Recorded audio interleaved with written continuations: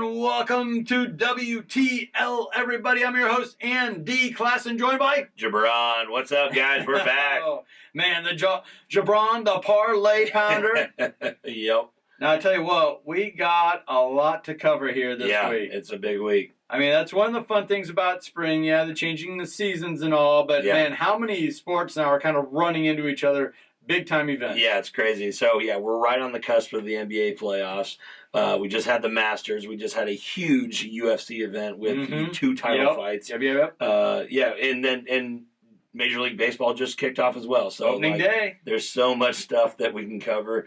It's so much fun. There's so much sports right now. All right, so let's start things off with the Masters. That's a tradition like no other. How about Tiger Woods? No one surveys a golf course like Tiger Woods. Well, it was pretty crazy. You talk about Tiger a little bit, and a lot of people, were thinking that he wouldn't make the cut and all that kind of stuff. It's kind of split when it comes to Tiger. You got your hardcore Tiger guys, and you got your guys that think they know that he doesn't have it anymore. So it's kind of split down the middle with Tiger a little bit. With it really is. It really is. He's turned into kind of a polarizing figure. Yeah. But he's one of those polarizing figures where you better not be against him. Otherwise, that's sacrilegious, and we're gonna jump on you. How dare you say that about Tiger? Exactly. So, but he did show. And I love Tiger. I'm a big Tiger guy. Of course. I love Tiger. Long ball, love him. Of course. What a man does with his, his own time. Yeah. And his own driving ability. He can do whatever he wants to do. Chicks dig the long ball. No, he did shut up a lot of people this weekend. A lot of people jumped in on that without him making the cut, and he came out those first days and really, really put together some good rounds. He kind of fell apart at the end, obviously, but he made the cut, which I think was his initial thing. You're exactly right. As far as like the books and where's the line, WTO, what we're talking about here, the books got beat up early with Tiger props, such as him not making the cut, under 74.5 first round, etc. Yeah. But what saved a lot of the payouts was he failed to win. Yeah. He didn't make top 10. No. He didn't make 20. Top didn't 20. Even make 20, yeah. So, like, he was plus 20. and that's one of those deals where squares will say. Yep. And they gotcha. They bet on Tiger making the cut. Okay, he did. So then they just kept it rolling, and the books are like, oh, okay, here you go. Well, then let's throw this top 10 prop out for you. Yeah. Let's throw this top 20 prop out. We'll hook you with this. Yeah, there you go. Yeah, totally put the hook out there. So the books actually came out all right with the whole Tiger phenomenon. No doubt. Even though early on they were sweating it and they were getting beat up. Of course, yeah. And if you could have sustained what he was doing, they would have lost a lot of money. But, the guy could barely walk a few months ago. Like, it's unbelievable he did what he did. Yeah, nobody knew if he was going to be able to drive home either for other reasons. Zing! Yeah, too much shade on Tiger. No, I love Tiger. So, but the weekend did belong to Scotty Scheffler. Yep. Won the Masters. First major, so congratulations to him knocking down, getting his first green jacket. Kind of an oddball deal where he was number one in the world consensus, number one, but he wasn't necessarily the favorite. Came into the weekend 16-1 odds. Yeah, it was crazy. Like, well, we were just gonna say this guy Scheffler won $2.7 million. I like that. Winning the Masters. That'll work. But he wasn't the only person that won $2.7 million. A guy took him on FanDuel, placed a $150,000 bet on him. Okay. To win. And like you said, it was even worse than that, 18-1 odds. And he hit it. He hit it for $2.7 million. Obviously, that's not life-changing money for somebody that can throw $150K down. That's a good payday. Yeah, but obviously it's probably one of the best days of their life or whatever. Right. But if you're risking $150,000 on a round of golf, like this guy has the money. We'll take it down a little bit. A DraftKings guy took a $1,000 bet for Scotty, and he netted $41,000 on it. That's pretty cool. That's something that the normal normal everyday guy, if he has a good hunch, that's not so crazy. It really, when you kind of break it down, it's not that crazy. I mean, that he was the number one in the world. Yeah. Wasn't this his third of 4 tournaments he won in this last 30 days? Like, for sure. Unbelievable how good he's been. And after that round of on Thursday, it was 7-1. After Friday going in there. After that Thursday round, he was 7-1. So it just kept falling down. Odds obviously got worse and worse and worse. But back in April, like you're looking at futures at 60-1. Yeah. And those are some of the bets you're talking about. Where those guys got on it and early. And dropped an insane amount on it. Like that's where I think savvy bettors, they're putting 100, 200 on it. Yeah. They're and that's not even that big of a risk when you think that he's the number one player in the world. Like, who do you want to bet on? Yeah, who do you want to bet on more than that? But like you were just saying, somebody on WinBet, when he had 50-1 odds, somebody just put a $250 bet on him. There you go. Netted $12,750. Like, what a payday for just a $250 bet. Unbelievable. That is so crazy. But no, that's the Masters.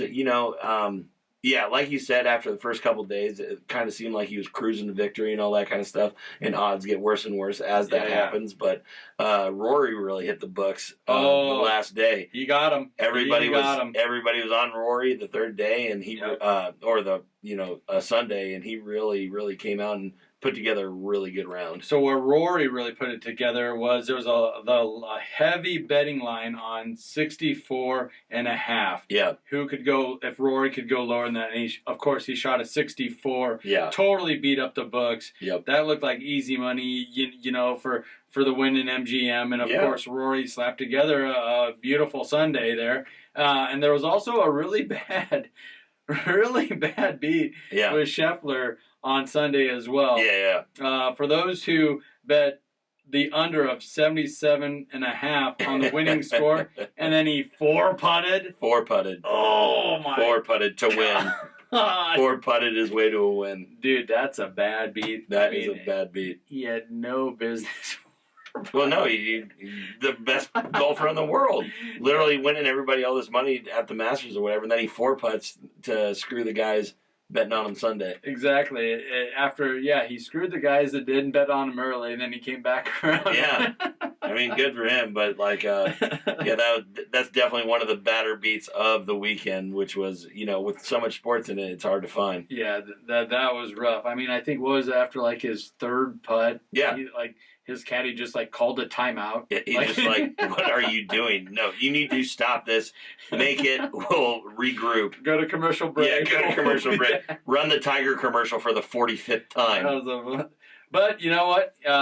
I heard the conversation when he was like, well, how many more putts do I have? You don't have to worry about that. You don't have to worry about that. You got the strokes, buddy. You got it, but let's go ahead and make a 4-foot putt here. Yeah. Just put it in. You're fine. So congratulations to Scottie Scheffler. A lot of money exchanged hands, as it always does. Always. Big betting weekend over the Masters. So much fun to follow and kind of see the ups and downs there. Yeah.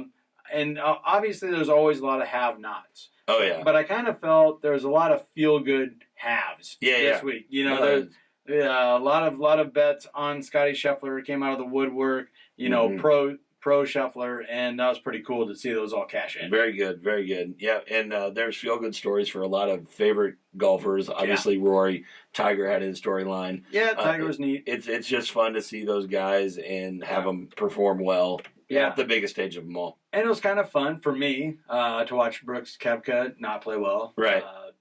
DeChambeau. I'm actually a big DeChambeau fan. Yeah. I think you need a villain. He didn't play well. Yep. And then kind of everyone's favorite, Mr. Under Armour. He ooh. It wasn't good. Good God, that was bad. No, it was. Jordan didn't really pull it out. Mr. Spieth. Ouch. Yeah, and he had some good odds on him. He really did. So, it was crazy. Yeah. Nope, but, that's the Masters, man. You got to come to play, so. All right, so you kind of put this out there. We're on TikTok. Yeah. We're on Twitter.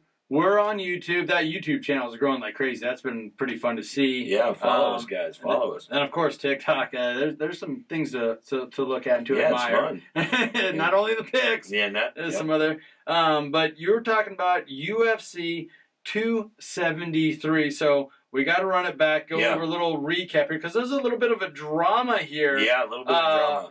And the commissioner, the founder, Dana White, actually came out and had some interesting words here between the Sterling and Jan match there. Yeah. So I'm going to read this quote, and then I'm going to let you take it there. So for sure. So Dana White, quote, "I thought the judges blew that one.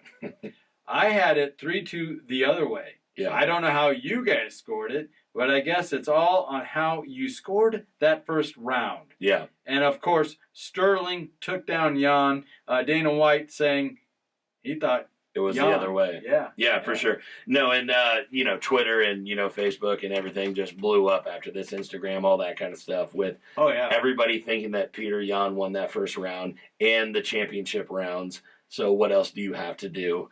It's a huge swing. It's a huge swing. But like we're saying, where's the line on these guys? Going into it, Peter Jan was a minus 450 money line. So there's not a lot of value there to put in a bet. You'd have to risk so much to win so little.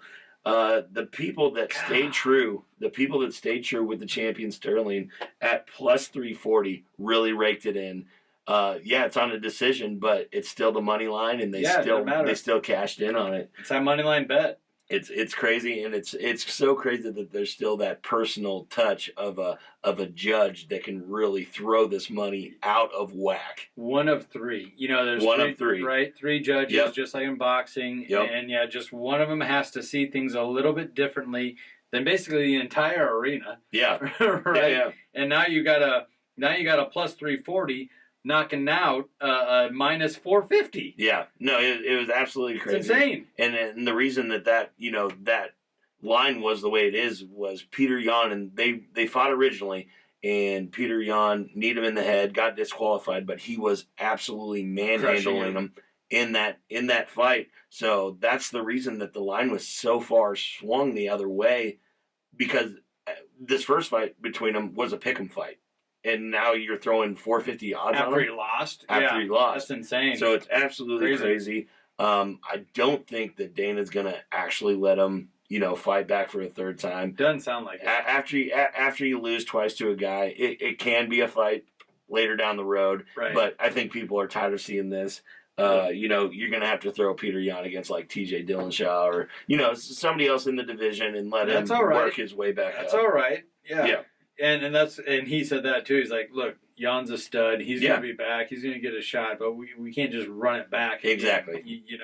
It gets stale after a while. Yeah, it gets stale after a while, especially when there's not a knockout.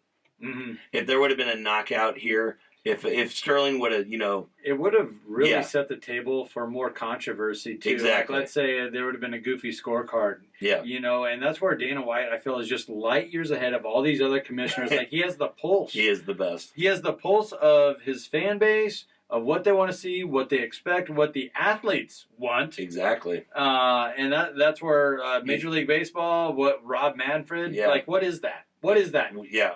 Take some notes, please. Jeez. Take some notes. Yeah, exactly. So let's get by the controversy. Like we said, there's 2 championship fights in this, and Volkanovski versus the Korean Zombie. This one kind of played out the way everyone. Hey, the zombie took his beating like a zombie, though. Yeah, no, he lived up to the name. He lived up to the name of the Korean Zombie. That was brutal. But Volkanovski really was untouched this whole time. The line on this was so bad. He had a minus 720 going into the fight. It just kept socking him. So bad. And 68% of the action with 89% of the bets on him. There's just not a lot because it's so bad. And he still did what he was supposed to do. People that actually, because he's not a big knockout guy. He just wears you down. But anybody that took the Volkanovski by KO, TKO, or DQ plus 180 really cashed in because he really knocked Korean Zombie out in the 3rd round.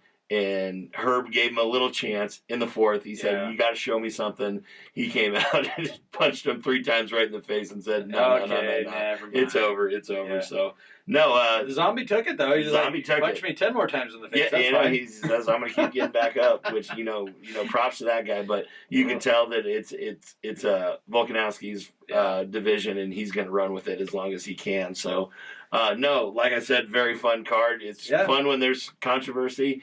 And, it's fun when there's just title matches on the line. And it builds up for a big 274. No doubt about it. There's going to be some intrigue there. Yeah. And you got some old players trying to get back in. Yeah. I'm curious to see. I'm pretty sure Cowboys in this next one.